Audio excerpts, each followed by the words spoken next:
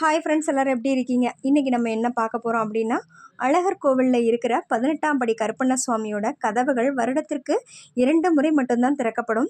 ஒன்று வந்து ஆடி பௌர்ணமிக்கும், இன்னொன்று வந்து ஆடி அமாவாசைக்கு. எல்லா கோவில்லையும் வந்து உருவமாக இருக்கிற கருப்பண்ண சுவாமி ராஜகோபுர கதவில் அருவமாக இருக்கிறதா ஐதீகம். அழகர் கோவிலுக்கு திருட வந்த 18 மந்திரவாதிகளையும் வெட்டி அங்கே இருக்கிற 18 படிகள்லையும் புதைத்து விட்டதா சொல்லப்படுது.